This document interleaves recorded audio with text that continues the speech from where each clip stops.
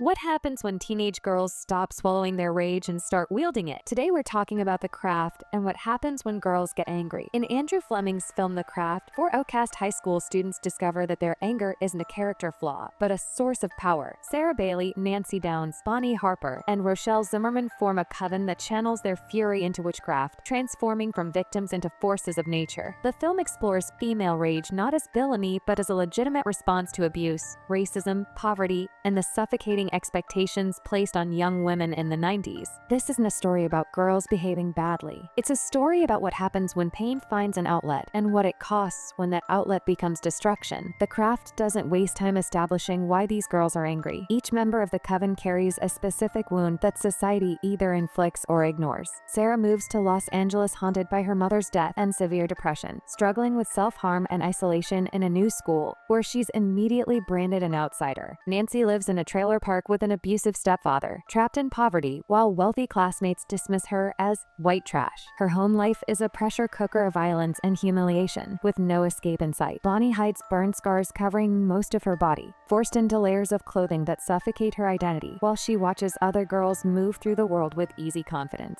Rochelle faces relentless racist bullying from Laura Lizzie, a white classmate who openly tells her, "I don't like Negroids," without consequence or intervention from adults. These aren't abstract problems or teenage melodrama. The film presents real traumas that would make anyone desperate for relief, for control, for the ability to fight back. When the girls discover witchcraft, it's not a frivolous hobby, but a survival mechanism. Magic becomes the thing that finally lets them breathe, the tool that transforms helplessness into agency. Their initial spells reflect what they've been denied. Sarah casts for love after being shamed by Chris Hooker. Bonnie seeks healing for her scars. Rochelle wants justice against her tormentor. And Nancy yearns for an escape from her violent home. The film validates these desires, showing us that the girls aren't wrong to want these things. They're wrong, eventually, in how they pursue them. At first, witchcraft feels like liberation. The montage of the girls walking through school halls together, confidence radiating from their synchronized steps and matching style, captures the intoxicating rush of finally having power. Sarah's spell works and Chris becomes obsessed with her. Bonnie's scars vanish and she emerges as beautiful and bold. Rochelle's bully begins losing her hair. Nancy's stepfather dies of a heart attack, leaving her family with insurance money and a path out of poverty. The coven experiences what it's like when the world bends to their will instead of crushing them beneath it. But The Craft isn't interested in simple empowerment narratives. The film tracks how quickly relief curdles into addiction, how justified anger morphs into cruelty. Bonnie's newfound confidence turns into narcissism, her kindness replaced with the same dismissive cruelty she once endured. Rochelle feels guilt when she sees Laura sobbing in the locker room, but it's too late to undo the damage. Sarah's love spell backfires when Chris's obsession leads to attempted sexual assault, the magic amplifying his existing entitlement rather than transforming him. Nancy becomes the film's cautionary centerpiece, her rage so consuming that she kills Chris and attempts to murder Sarah, losing herself entirely to the power she once needed for survival. The film suggests that magic, like rage, is a coping mechanism that stops working when it becomes the only mechanism. The girls don't process their trauma, they just weaponize it. They don't heal their wounds, they inflict new ones. Witchcraft gives them control over others, but not over themselves, and that distinction becomes fatal. The heart of The Craft lies in the contrast between Sarah and Nancy, two girls with similar pain who choose opposite responses. Sarah's natural magical ability means she doesn't have to grasp desperately for power the way Nancy does. She questions whether Chris deserves death even after he tries to rape her, maintains compassion even when it's not returned, and ultimately uses her magic to bind Nancy rather than destroy her. Sarah represents the path of mercy, the choice to retain humanity even when you've been given every reason to abandon it. Nancy, however, embodies unfiltered rage. When she murders Chris, she screams.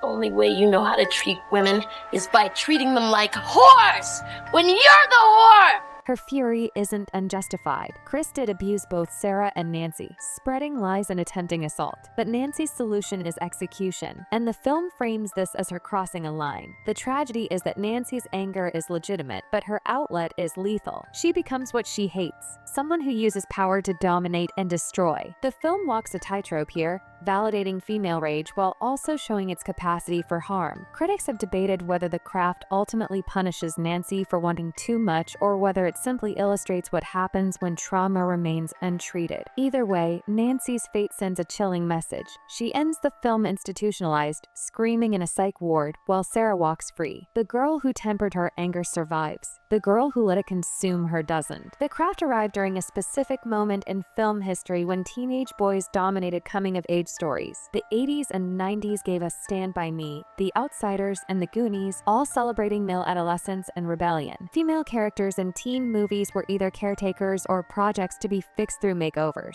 Even when outcast girls appeared, like Allison in The Breakfast Club, their differences were cosmetic problems solved by conformity. The Craft broke that mold by presenting teenage girls as complicated, angry, and dangerous without apologizing for it. These weren't girls waiting to be saved or reformed by boys. They were girls saving themselves through questionable means, making mistakes, hurting people, and facing consequences. The film treated their rage seriously rather than dismissing it as hysteria or hormones. It acknowledged that teenage girls experience genuine trauma, that their anger makes sense, and that society often provides no legitimate outlet for that anger. This made The Craft feel subversive despite its male creative team and its ultimate message about the corruption of power. For many young women in 1996, seeing girls this dark, this furious, this unapologetic on screen felt like recognition. The film's cult status stems partly from this validation, the simple acknowledgement that girls get angry and sometimes that anger is earned. Where The Craft stumbles is in its final act moralizing. The film spends an hour building sympathy for these girls, showing us their pain and their justified fury, then punishes them for acting on it. Sarah emerges as the moral center not because she's processed her trauma better, but because she has privilege, a stable home, a supportive father, and natural magical ability that doesn't require the desperate grasping that corrupts Nancy. The film suggests that some girls deserve power and some don't, that rage is acceptable only when it stays within specific boundaries, and that revenge is wrong even against abusers and racists. This message feels unsatisfying because the film never offers an alternative. If magic represents the ability to fight back, and using magic too effectively makes you a villain, what are these girls supposed to do? Accept abuse? Trust authority figures who have already failed them? The film presents the problem of female powerlessness clearly but fumbles the solution, defaulting to power corrupts without acknowledging that powerlessness also destroys. So what happens when teenage girls stop swallowing their rage?